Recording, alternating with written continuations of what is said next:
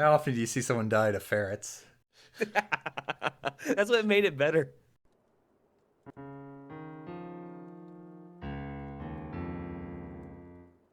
Welcome to Tairimo Boys Podcast. I'm your host, Cody. With me in second chair is the boy who dreams about being an electric pirate. It's Jeremy. I absolutely do. That would be pretty awesome. So many ways. With me in third chair is the boy who's always chasing after stars. It's Ryan. What's up? All right, boys. As I told you, we're going to be watching a movie that's a lot like The Princess Bride. And Bullet Train storytelling. Yep, now that I think about it. This week, we're reviewing the movie Stardust. There are like a bunch of different Stardust movies and TV shows about different things. This one is the 2007 version of the movie about a boy trying to find and recover a star. Dr. Evil quotes. Lots of air quotes there. Star quotes, if you will. They're just called asterisks. But this movie is 2 hours, 8 minutes long. The budget on it was between 70 and 88 million. Made 137 million, but they really don't consider that a success. But was it a success to us? That's the big question. Jeremy, give me your first thoughts. I felt like I was watching Princess Bride and Bullet Train all in one. And I'm here for it. Ryan, first thoughts? I rolled my eyes at the poster for this movie, and I watched this movie. Very disappointed to say. I really enjoyed it. Love it. Hold on, whoa. Is there no for the most part? Nope. There is no further part here. Oh, we got a good one, boys. There almost was, but there's not. Usually after you do the pause, we get for the most part, but nope. No most part today. Yeah, Ryan, movie poster for this isn't very good. Yeah. It's not. No, it is not. And it'd probably turn people off. Viewers at home, do not get turned off by the movie poster for this. The reason we watched this movie is because in one of my college classes, I had to watch a clip of this. It's basically the scene where Shakespeare's trying to sell the lightning to Ricky Gervais's character.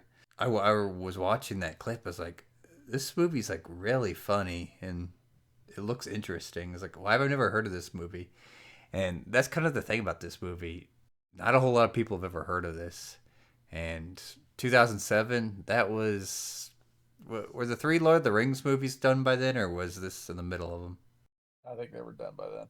So maybe the hype had training worn off. I know I've never heard of this movie before. But you're glad to have seen it now. Oh, absolutely. Yeah, as I've said before, if you like The Princess Bride, you're going to like this movie. Indeed.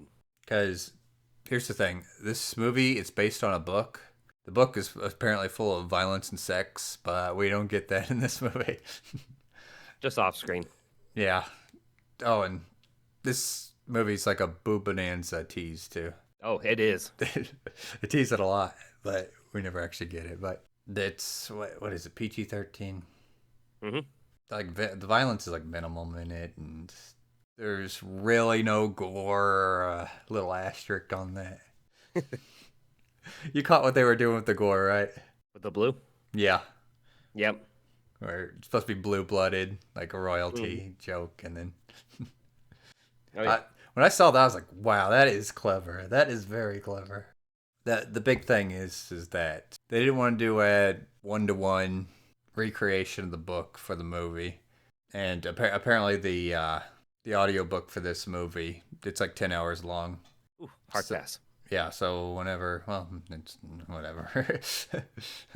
Let's do it while you're working, Jeremy. Maybe I can. That'll take up a day. But like whenever their writers were listening to that, they were like, yeah, we can't do that. So they cut out a lot of stuff. Including the boobs. Yep.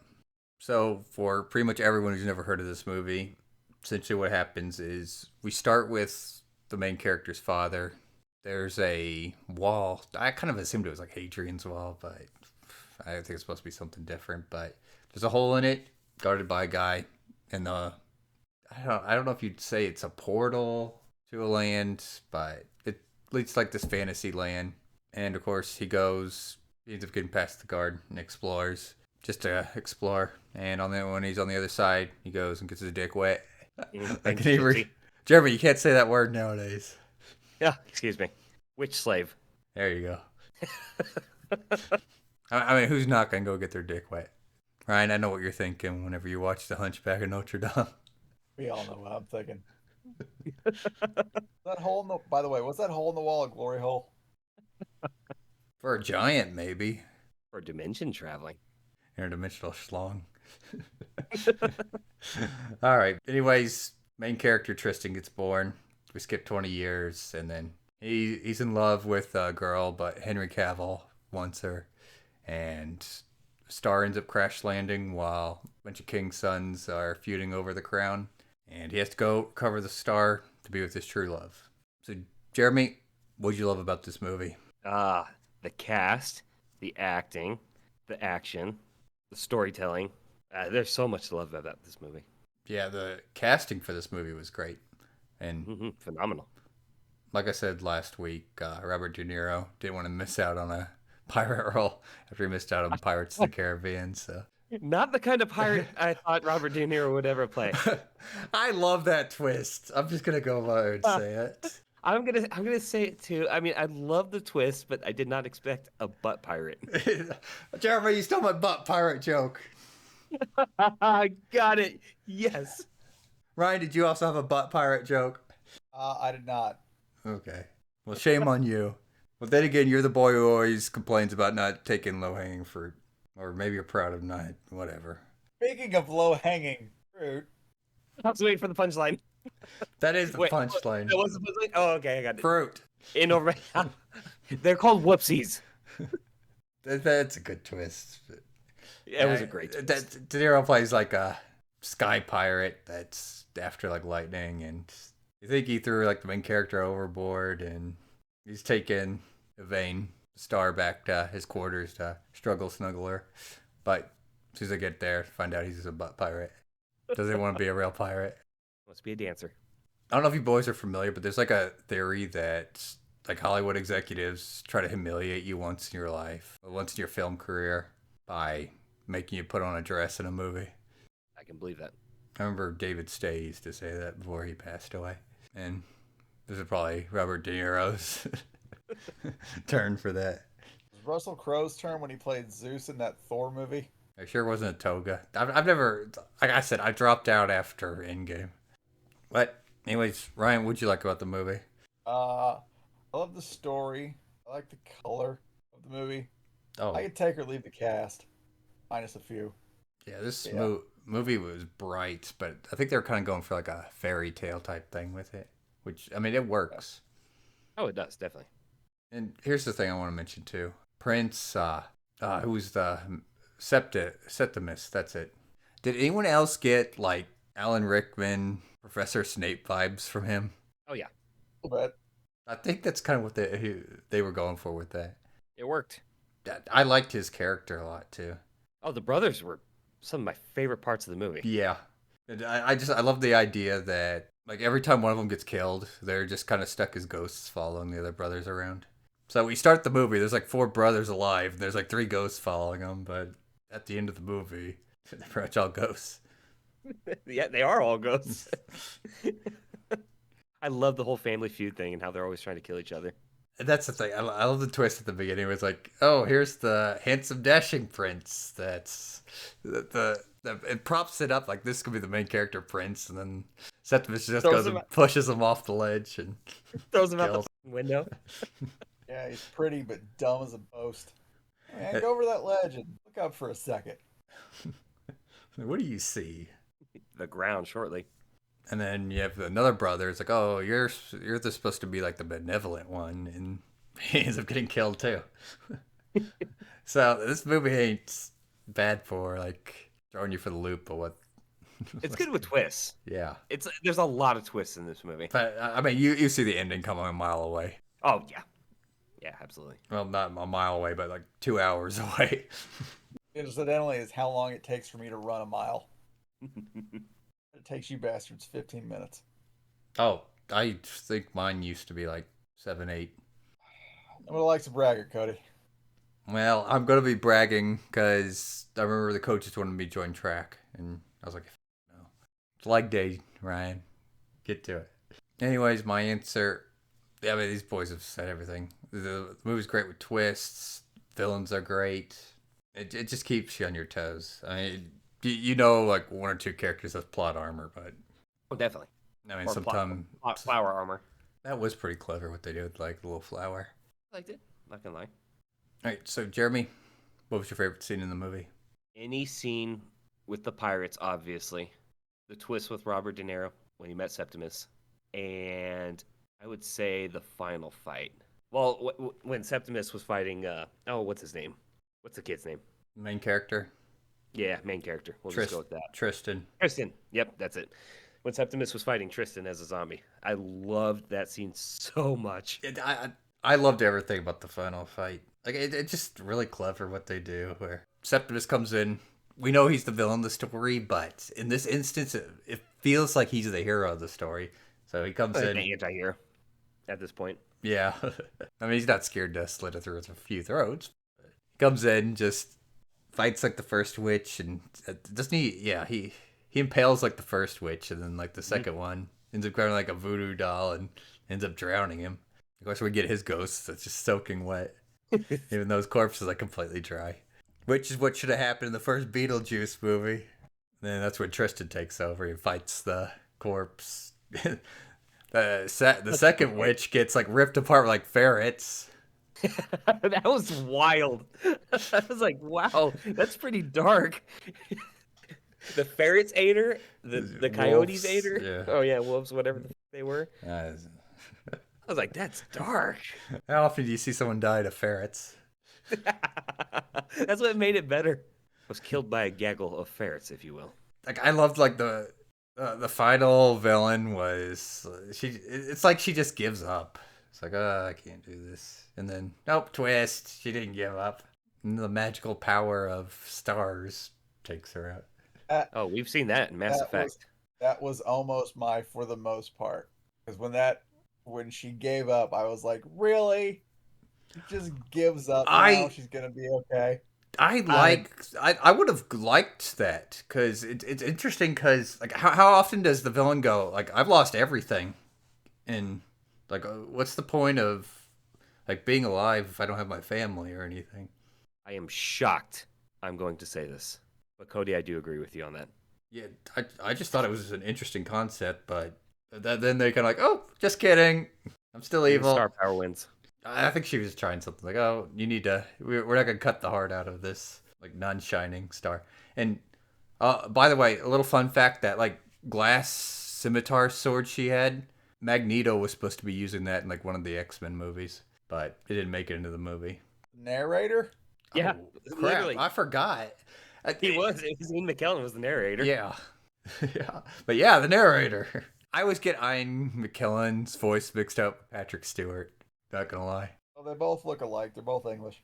They both sound alike. But yeah, that glass scimitar didn't make it into the X-Men movie that director of this Matthew Vaughn was making. Hold on, let me see if I can see which one. Oh, he did First Class and Days of Future Past. And he also did like the Kingsman movies. So we've That's where we get that cool Del- action with panning cameras. yeah, that's kind of his style. Apparently he was director and producer on Argyle but didn't write it. For our longtime listeners, we planned Blockbuster Boy that last year, but all the reviews said it sucked. I wonder if that's why it sucked, is because he wasn't writing it. Of course, Jeremy, he mentioned the pirate scenes. We've talked about everything. Like, well, except for I liked how sometimes Captain Shakespeare's like mask would slip and like his man's like wondering like, huh? And you had the one guy just encouraging him like, oh, you need to fix this. And then be like, oh, let's do this, and everyone would cheer. Like, I love that dynamic. But anyways, Ryan, what about you? What was your favorite scene? Naked Michelle Pfeiffer. I can use my imagination. Also, I'm gonna go with the let's see, the final fight, the De Niro twist, when Vane tells the mouse he loves him. Kind of a softie, just like De Niro's character. A whoopsie. Oh, that reminds me of the quote. It's like, I went with the name Shakespeare because I'm a huge fan of the English, and the men think it's literally Shakespeare. Everything with Robert De Niro killed me in this movie. Yeah, it was just really good writing. And then, Ryan, did you also like the scene where that farm boy got turned into the girl and he like started feeling his boobs? Uh-huh. Also, was it on purpose that the goat boy looked a lot like a goat? I'm pretty sure it was on purpose. I think so because Uh, the witch called her Billy or called Yeah, him Billy. yeah, and he had like the goatee. I don't know if that was on purpose or just like a weird coincidence. I think it's 100% on purpose. Yeah, especially with the name Billy. I think so too. Also, I don't think I've ever seen Charlie Cox in anything but Daredevil. It's weird not seeing him try to kill Kingpin. I know. I felt awkward the whole time. And instead trying to fight Superman. Dick in this movie. Well, not only Superman, but the Calvarine. Yeah, the Cavalry. So Daredevil fought the Calvarine in this movie, basically, is what we're saying. So go watch it for the fight scene. Narrated by Magneto. Sounds a lot like Professor X. I love this movie. Yeah, I'm gonna make sure I watch this every few years. Yep, absolutely. It's a shame that this movie didn't do that well, but like I said, I think it was just everyone was fatigued and probably didn't have a good marketing campaign. Also, the movie poster sucks. Yeah, definitely sucks. You know, you boys have already covered all the best scenes, so I got nothing more to add. You also know what I was thinking about, Jeremy, the Taco Brigade. Viewers at home, the reason we're laughing is because that was the name of me and Jeremy's flying ship in Guns of Icarus. I 100% thought of it as well. I was like, oh, is this going to be a Guns of Icarus? Oh, it is. Well, we got no actual sky battles, but whatever. Oh, something else I want to mention too. So, as I said in the synopsis of the movie, the dad ends up running through the portal of the wall. Whenever we get to the son doing the exact same thing, the like old man guard just jumps over the wall and kicks his ass. Like, all right, I trained for this time. One of my favorite scenes. Like, this is up there. Like, there really are no bad scenes in this. Like, it's just a very enjoyable movie. All right, you might have enjoyed it, Jeremy, but if you were in the movie, would you enjoy it? So it's time for some boys in action. So, Jeremy, Oh. if you're in this movie, where would you die? I died to that old man who knew way too much for his age. Beat my fucking ass with his cane. Hit you a little too hard over the head. Fair Would have enough. not survived this old man. All right, what about you? I drink the poison. A horse with a horn on its head's gonna come save me. What about you, Cody? And don't you dare Uh, say you survived this one. I was thinking, it's like, I think it would have been whenever they get like stuck on the cloud, where they use that Babylon candle to. Well, they're both thinking of home. Like her home is like, The galaxy. yeah, solar system, whatever, galaxy, and his home is like just like an actual house in like England. So they end up meeting like halfway, and he lands on a cloud. Well, for me, this science would take effect, and I'd fall through the cloud and be a stain on the ground. Then again, I could probably cushion the fall with her. All right, that's up. She fell once and survived. I think she could fall again. That is true, but she did break her leg. Well, it's probably half the distance this time, so maybe she'll be fine. Another unicorn can come and heal her. Okay, I'm gonna change my answer because I don't think I'd probably use her as like a cushion. Physics still splat me on the ground. I'd just be complete, or all my blood would be just completely covering her. Okay, okay. That's final answering. Fair enough. And before we start past the topic, just want to add too that they wanted to make like a second Stardust movie, but this movie really Please no. wasn't successful enough to make another one. I mean, I'm it doesn't have to be perfectly the. If they were to make it, it wouldn't have to be the same thing, but the same universe would actually be interesting. Maybe go into the whole electric pirates thing more. Yep. Agreed. That would be like really interesting. I will change my answer from not wanting a second movie if they do the pirate shit. Well, we're not gonna get one because the movie wasn't successful enough. People loved it though. Won a whole bunch of awards too. None of the big ones, but all right, Jeremy, pass talk on to you. Favorite character? Shakespeare. Ryan, favorite character? Boring answer, but I'm gonna go with Tristan. Tristan? Okay, fair. 100% Shakespeare for me. Like, I was losing my shit. I love the twist. He was the most fun character. It was absolutely the most fun. Terrible boy, certified fun though. Tairimo Boy certified fun. Easily. Multiple stamps of approval. That's all I got. All right, Ryan, pass the topic on to you. Least favorite scene. It's a tough one. Yeah, I'm trying to think. Well, somebody Yvain's whining, maybe. Yeah, mine would. All my least favorite scenes would probably be around Yvain. It's not that I didn't like her; it's just some of the whining and then Oh, some of the stuff she did. okay, hold on. Whoa. I know what I'm gonna say now. You know the scene where Tristan bangs Yvain, and Hmm. then he tells the innkeeper like, "Oh, give her this message," and then he goes back home. And then whenever she comes downstairs, like tells him like, "Oh, he went back home real quick. He said he'll be back. Met his true love. Need to tell you." It's so obvious that like, hey, you're his true love. Like, I don't know what this. Why is there's any confusion here? The Irish goodbye. Like I didn't understand that. Like what went on with that. What are you talking about? Or Tristan Irish goodbye to Yvonne. Left the inn after Oh, banging her. I didn't know there was a technical term for that. Yeah, just disappeared the next morning. Okay, I learned something today. Okay. Ryan.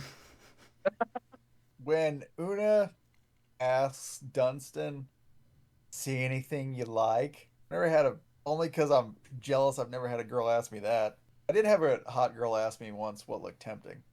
That was as close as I got. Everything. Yeah. Yeah, that's not what I said. Nothing happened because I took her literally and said that cheesecake behind you looks good. Oh, Ryan, you miss 100% of the shots you don't take. Yeah, but on the bright side, did have a nice piece of cheesecake. You could have had a very, very different cake. I couldn't help myself. Ryan, you need to find yourself a word we can't say nowadays. Girl. Or That also works. All right, anything else, Ryan? that's it. All right, let's scale this, boys. Don't you dare put the Princess Bride in there. Too bad. God damn it. I knew you would do that. So, we're using last week's scale. So, Jeremy, on a scale of the Princess Bride to Unalive Squad, Kill the Justice League, where would you rank this movie? That's really hard. Princess Bride is near and dear to my heart. I do really, really love this movie. I'm going to put it one Stardust piece underneath Princess Bride. Is it a tiny Stardust piece? It is, because this is a really good movie, and it reminded me a lot of it. Fair enough. Ryan? I'll put one Stardust piece under rubber. Well, I mean, I'll give him that. It's sentient tire, and we got a sentient star here. That was an excellent art film. Yeah, I think it's really, really close to Princess Bride. Princess Bride, it's more fantasy. Here we got some steampunk and more like royalty elements, but they're both equally good. If you're watching one, you might as well watch the other one. Yeah, absolutely. Now I'm not going to be able to watch one without the other. Because different, but same, same. Enjoy. All right, everyone. Thank you for listening to our episode of Tairimo Boys podcast. Don't forget to like, subscribe, leave a comment. Tell us how awesome it would be to be an electricity pirate. And don't forget to ring the motherfucking bell. Stay tuned for more episodes.